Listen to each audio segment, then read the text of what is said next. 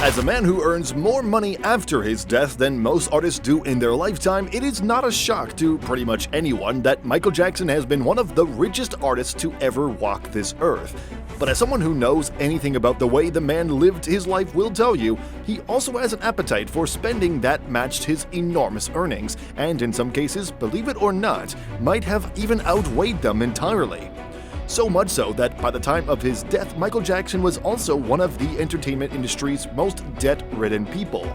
So the question must be asked, how much did he really make? How did he choose to live his life? And most importantly, how on earth did he manage to spend his fortunes to such an extent that he technically died a broke man? The answer to all of these questions will be answered in this video, so you better hang in there because this is Michael Jackson's millionaire lifestyle. How Michael Jackson spent his money. Now, to start with it, let's come clean and tell you that there is no way to fully estimate Michael Jackson's total spending. Even the most absurd of guesses are probably still way off the mark. So instead, let us tell you a little bit about some of the individual bills and examples of how he spent his money. So, according to reports, the megastar spent anywhere from $30 and $50 million per year on his lifestyle choices alone. These include his famous Neverland Ranch, his art collections, all of his jewelry, and most prominently his weird items collection, which we will get into more later. He once spent nearly $65 million on a variety of video projects, including the 35-minute film Ghosts that he co-wrote with Stephen King, and had spent even more on cars, clothes, and paintings such as Cleopatra's Last Moments, painted in the late 1800s by famed artist D. Paul Revere, and which cost Michael Jackson over $46,000.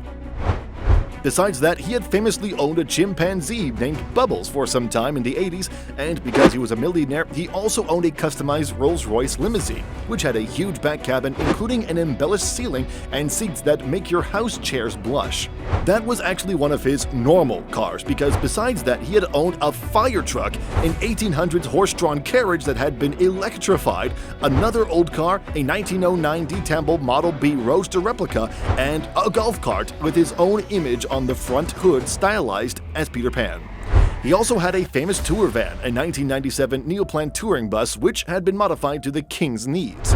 It came with individual seats and booths, a carpet with embroidered king's crowns, and a full-sized bathroom with a fully gold-plated sink and granite and porcelain countertops. And then there were the legal settlements, from a child molestation case we will talk about later to the $12 million he had to pay in a divorce settlement with his girlfriend Debbie Rowe.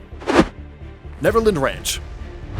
By far his biggest non-personal annual expense, however, was the aforementioned Neverland Ranch. Named after the fantasy island home to Peter Pan, Michael had first seen the ranch when visiting Paul McCartney, who was recording a music video on the location and liked the place so much that he later reportedly paid as much as $30 million for it. And that is nothing compared to the stuff which he built on site. To name a few, the ranch had, apart from Michael's residence and guest houses, a petting zoo, a train station named after his mother Catherine, 3 separate working trains, a giant floral clock, and most famously, an amusement park with stuff like a Ferris wheel, a carousel, a zipper, an octopus, a pirate ship, a wave swinger, a super slide, a roller coaster, many bumper cars, and even an in-house arcade. There were bronze statues of children that littered the property and could be seen from the train as it went around the grounds, and all manners of other sculptures all over the vast gardens. Even inside his bathrooms, the place was lavish, with the bathtubs having stuff like gold swan-shaped spouts. In fact, there was so much gold in so many places that the front gate had an estimated price tag up to $30,000 according to Forbes.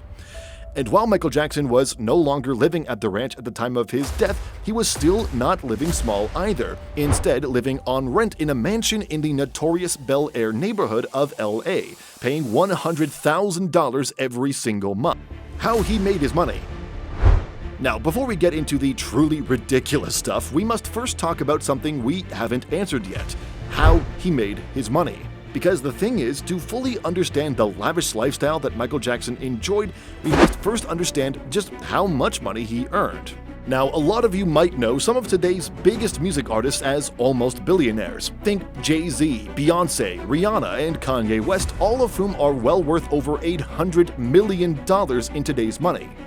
But the thing is, while all of them are without a doubt very talented and popular singers, they make only one part of their earnings from record sales. Instead, a big part of their money is made from their side gigs, like Jay-Z's investments or Rihanna's beauty products.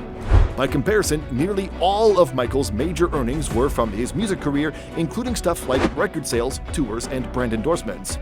But here is a wild fact. As of right now, Kanye West makes almost $250 million a year, one of the highest paydays musicians ever get.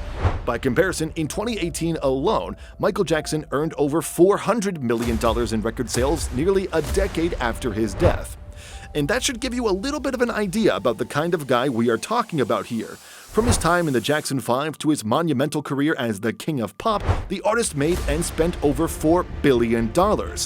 At the time of his death, he was worth almost $500 million. That being said, it doesn't necessarily mean he had all that money to himself. You see, during the 90s, because of a bunch of legal problems with a child molestation allegation, his compulsive spending and loan-taking, as well as his refusal to tour, he was actually severely in debt.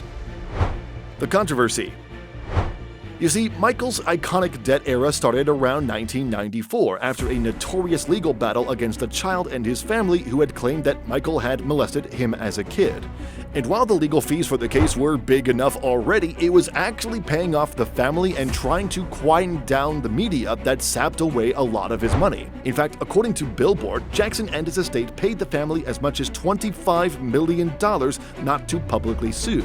Secondly, this event also started a downward spiral for Michael in terms of his mental and physical health and slowed down his career while also making him spend more money.